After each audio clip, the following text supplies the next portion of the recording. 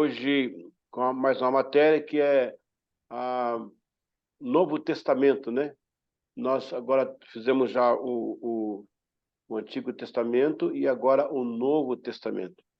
Se eu não me engano, nós estamos encerrando com essa matéria o bloco 2, né? O módulo 2. Eu acho que é isso. Já vai entrar no módulo 3. O módulo 1, né? Aliás, o módulo 1. Então, vamos então aqui na nossa matéria de hoje. Deixa eu já vou chamar aqui, como eu estou sem interagir com vocês, eu não consigo interagir, só me fala aí, Jaqueline, se está no ar aí, a apostila, se eu consigo entrar no ar, só me dá um joinha aqui rapidinho, para eu entender que está no ar e para eu continuar aqui. Opa, ok, vamos lá. Pessoal, então, amém para todos vocês aí, queria estar vendo vocês agora, não estou conseguindo, mas pela fé, eu sei que vocês estão aí me ouvindo, e vamos à nossa matéria. A gente começa hoje, então, a disciplina Novo Testamento. É a disciplina 4 do módulo 1. Gente, pensam, nós já vamos entrar no módulo 2. Já foram aí, ó, meu Deus, 4 disciplinas. Glória a Deus. O som está muito baixo? É sério? Deixa eu ver se tem alguma coisa que eu posso fazer aqui. O som está baixo, vamos ver aqui. Vamos então à nossa matéria, a última do módulo 1, que é a disciplina do Novo Testamento. Já que eu vou deixar o telefone aqui, ó, não está no grupo, tá no seu zap particular. Aí você pode me dar um retorno aqui se não estiver chegando bem aí o som, alguma coisa, tá? Ok, vamos lá então. Começando aqui já na aula número 1, quem está com a apostila aí, a estrutura do Novo Testamento. Deixa eu arrumar aqui meu zap aqui direitinho. Ok. De um âmbito mais panorâmico, o NT, nesse caso, Novo Testamento, possui uma abrangência mais sistemática que o Antigo Testamento. É uma composição basicamente subdividida em historicidade e informações. Historicidade e informações.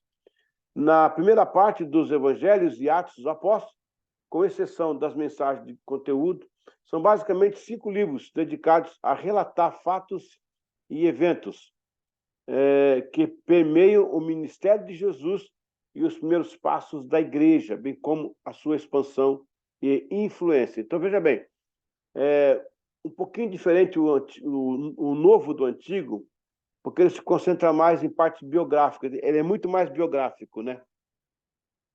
Após os relatos dos evangelhos e Atos dos Apóstolos, segue-se as cartas, subdivididas em cartas gerais e cartas pastorais. Isso pode cair na prova, hein? Vamos lá. Muitas delas são epístolas com assuntos fundamentais, as quais vão delinear a estrutura doutrinal da igreja, seu comportamento para atender o desafio de uma sociedade totalmente corrompida, moralmente sem a verdade do Deus único e verdadeiro. Nesse sentido, a luta dos santos do NT foi intensa, pois eles não possuíam nenhum tipo de preparo, a não ser o que Jesus deu aos 3 anos, nos 3 anos. E ainda assim, os apóstolos tinham uma longa jornada para repassar aos seus discípulos os conhecimentos, os valores. Portanto, desta maneira e por este motivo, as cartas tiveram um papel fundamental para disseminar a estrutura do movimento. Então, pessoal, lembra que eu expliquei na outra aula que, na verdade, começou auricular, né? Jesus conversou com eles, né? Eles ouviram de Jesus. Depois eles passavam para as pessoas. E depois, com o crescimento das comunidades, né? Tiveram que escrever cartas. É interessante porque quanta coisa que a gente não vai ter acesso, né? Quanta coisa que Jesus deve ter falado, deve ter comunicado com eles, que nós não vamos ter acesso. Quanta coisa que morreu com o tempo, né? Quanta coisa que você perdeu, porque eles perderam, porque é difícil assimilar tudo, apesar que nós temos aqui, nesse caso da igreja, a questão do Espírito Santo, que ele vai fazer lembrar todas as coisas. Fora isso, né? A gente tem que entender que realmente muita coisa pode ter deixado para trás. Então, na verdade, os evangelhos, né, no livro de Atos e outros relatos lá que você vê pelas cartas são muito mais biográficos, muito mais. E você vê depois as cartas gerais e as cartas pastorais. São cartas direcionadas para pastores, né? E liderança, e cartas gerais, que é para a igreja inteira. Deixa eu voltar aqui, então, na nossa apostila. Ok. A parte número 2, aí vem o desafio. O desafio de ser igreja. Deixa eu aumentar aqui um pouco essa tela para você ficar melhor. Opa, agora foi muito. Acho que é isso mesmo. Ok. O movimento cristão aparece no cenário impactando a comunidade da época, com efeito contrário a tudo que era feito pela sociedade. Exatamente. Em termos morais, valores familiares, conduta, adoração às divindades. Não podemos esquecer que o mundo neotestamentário era politeísta. O que é politeísta? Vários deuses. São os que adoram muitos deuses, bem como uma boa parte era enoteístas, é os que tinham um Deus maior e deuses menores à volta, enoteísta. É isso, tem um Deus que é principal e tem deuses pequenos à volta. O que foi básico para a igreja, isso foi alicerce, era que eles eram de procedência judaica, portanto, monoteístas, que é um Deus só, onde há um só Deus e único. E esse foi um assunto, desde o início, pétreo, pois os judeus estavam muito bem resolvidos quanto a esta questão de uma natureza monoteísta. Olha, pessoal, quando Deus escolhe lá atrás Abraão, lá atrás, e faz dele uma grande nação, Deus está se revelando a Abraão monoteístamente, porque depois iria nascer a igreja em cima disso. Olha que projeto de Deus. Deus se mostra a Abraão, se revela a Abraão como um Deus só, porque ele sabe que lá na frente vai nascer a igreja, ela vai ter que vir nos moldes do judaísmo. Não que seja assim, que Deus tenha começado o judaísmo, né? Mas o modo judeu pensar, o modo judeu de pensar em religião, então aí está o monoteísmo. Então Deus vai continuar, né, pela igreja, um Deus só, para manter essa questão monoteísta. É interessante como Deus faz essa ligação aí com a igreja. A igreja impactou aquela sociedade.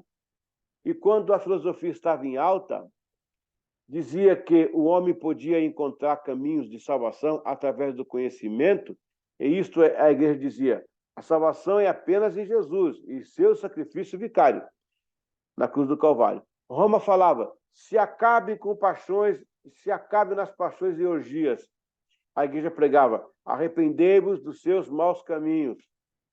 Por essas e outras verdades, eles foram levados às feras, mortos à espada, lança, queimados vivos, porque era o desafio de ser igreja. Hoje vivemos em situação diferente da deles, né? O que realmente nos difere é que os crentes de hoje, uma parte está do lado de lá, com explicações filosóficas para ser conivente com o pecado. A outra parte do lado de cá tem receio de enfrentamento e por isso muitos se calam. Uma terceira e pequena parte resiste ainda a tudo isso e esta é quem vai subir para estar com Jesus naquele dia. Hoje o evangelho, em comparação à igreja primitiva, gente, ele está com 3 vertentes, né? Uma do lado de lá, aquele pessoal que arruma filosofia para explicar um texto bíblico. Quando a Bíblia fala que é pecado, o cara arruma um jeitinho de dizer que não é pecado. Segundo grupo, o lado de cá, que conhece a verdade, trabalha na verdade, mas tem medo de enfrentar. Não tem iniciativa para enfrentar. E o terceiro grupo é esse que é menor, mas enfrenta, vai em frente, vai em cima, acaba morrendo, acaba se entregando. Mas esse é o quadro atual da igreja, em relação à igreja neotestamentária.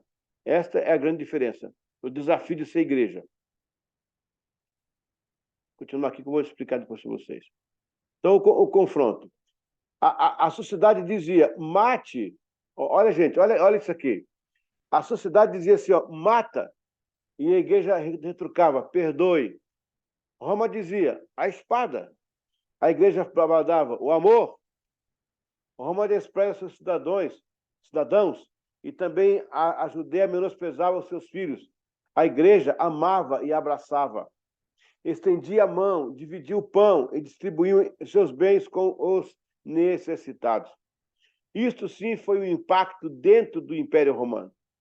Vamos imaginar a pressão que aquele povo sofria.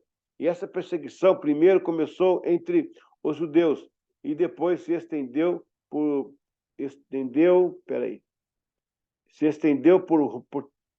Roma. Então eles foram massacrados pela própria etnia, família, e depois por um império mau, devasso e cruel. Essa igreja enfrentou o calor da espada, o arrastão nos crivos dos cavalos.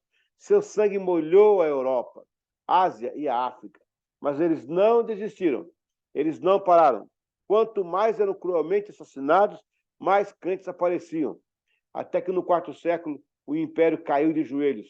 Primeiro, porque custou a queda do império, e segundo, porque se rendeu, tornou-se cristão. Aleluia, estou começando a pregar aqui. Todos que se levantaram contra Israel e a igreja viraram ruínas na história, e a igreja está viva e operante como nunca. Embora alguns mal intencionados, pseudo-crentes infiltrados, mas o povo verdadeiro sabe, glória a Deus, sabe. Por outro lado, Deus cooperava e fazia presente, realizando sinais e maravilhas. Por isso que era impossível negar a ação do Espírito Santo, a presença de Deus era bem mais alta que o nível da perseguição. O cumprimento da igreja foi diferencial para mudar a realidade da época e vencer até os dias de hoje. Então, a gente tem que entender, gente, que quando a igreja nasce, ela nasce numa sociedade impregnada pelo mal. Roma dizia, mata, a igreja perdoa. Roma dizia, despreza, a igreja abrace. Roma dizia, as pessoas sofrem porque tem que pagar pecado. Aqui dizia assim, não, Deus já perdoa o pecado, a gente vai acolher e vai abençoar. Esse foi o segredo do desafio dessa igreja. Então, o Novo Testamento, ele é justamente para impactar, e eu louvo a Deus, gente, louvo a Deus, porque o que está no Novo Testamento desafia a igreja de hoje. Ai, meu Deus, se tivesse começado a igreja do Novo Testamento, igual está as nossas igrejas hoje, né, de modo geral. Não estou dizendo que é Beto Salom ou outra igreja aí que eu conheço. De modo geral, olha se o evangelho começasse com como está a igreja hoje. Seria um fracasso. Deus levanta um povo que enfrenta o pecado, que prega o juízo, que é morto à espada, mas que vence. Deus faz milagre, Deus coopera, levanta coxo caído, Deus levanta mortos, Deus faz milagres tremendos para impactar aquela sociedade. Eu acho que é isso que estamos precisando hoje, do impacto. É impacto. Olha, salão bonito nós já temos, som de primeiro nós já temos, gente de roupa bonita nós já temos, né? Aglomeração de sociedade nós já temos. A cidade precisa sentir o impacto da igreja, o impacto. A palavra que mais define a igreja primitiva é impacto. Impacto. Glória a Deus. Jaqueline, tudo bem por aí? Pode continuar? O som está chegando legal para vocês? Glória a Deus. Vamos lá, então, para o quarto ponto. Ela está mandando... Opa, que bênção. Aleluia. Aí vem o compromisso de ser igreja. Olha, essa aula aqui hoje, eu tô me sentindo pastor da igreja aí. Hoje é doutrina, né? Apesar que tem um pastor local para dar doutrina, né? Mas é meu amigo, eu me sinto em casa também. Mas hoje essa aula é de chapada, de chapada, de chapada. Isso aqui tem que pregar domingo na igreja. O compromisso de ser igreja. A primeira igreja pagou um preço alto por se posicionar contra o império dos mais poderosos e o mais tempo tirando da época. A igreja neotestamentária deveria realmente enfrentar o seu maior teste de valores morais e espirituais. Roma disseminara ódio, orgia e politeísmo de todas as maneiras possíveis. Nesse cenário tão profundo e perdido, surge um povo caminhando em direção oposta às convicções do império, proclamando o seu rei que já não estava de forma corpórea entre eles, e mesmo assim permaneceram unânimes e coesos em volta de uma só visão. O fato agregador que motivou a igreja, incentivou os cristãos e trouxe credibilidade perante a sociedade foi o manifestado do poder de Deus em curas, sinais e maravilhas.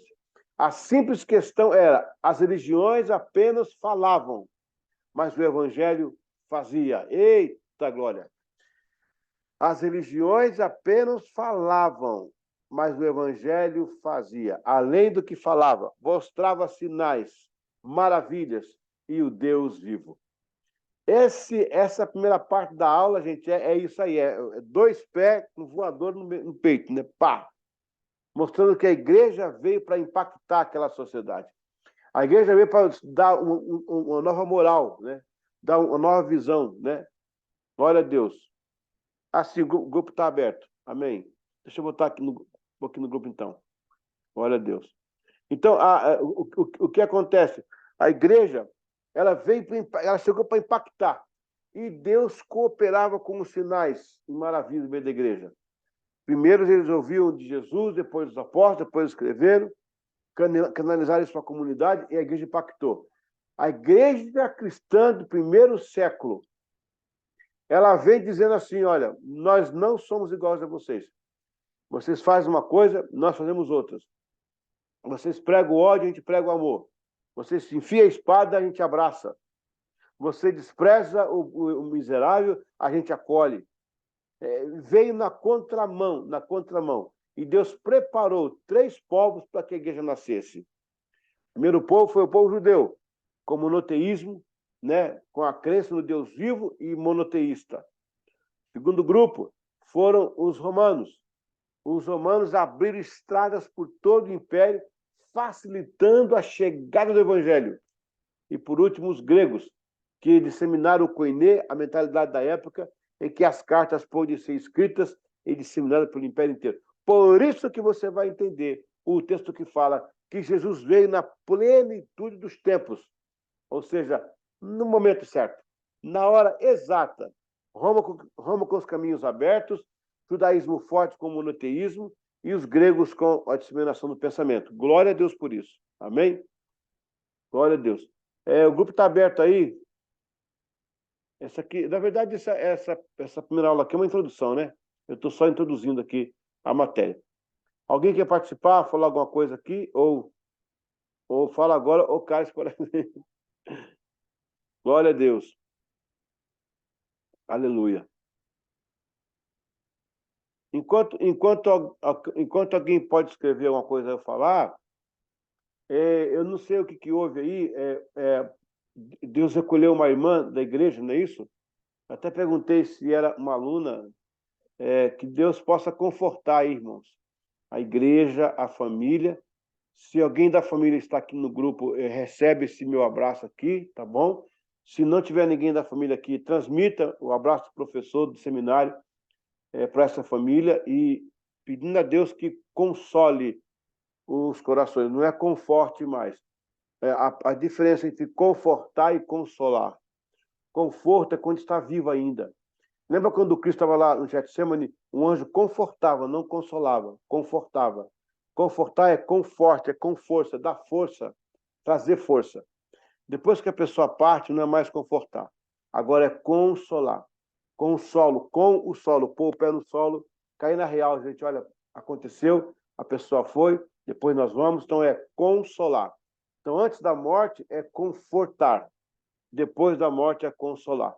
Então, espero que Deus console, até porque Cristo falou que o Espírito Santo seria o consolador. Essa é a função primais dele. Deus abençoe e leve, né, a nossa palavra de consolo para a família enlutada. Amém? Desculpa abrir aqui esse parágrafo, tá bom? Vamos lá. Vamos voltar aqui para o grupo. A Jaque está falando comigo agora. Agora, no intervalo, vamos trocar a caixa de som. Bom, já que ninguém vai falar não, ninguém vai comentar nada, fazer uma pergunta. Não, né? Agora, no intervalo, vamos trocar. Não, o grupo está aberto. Ela está digitando aqui. Vamos lá.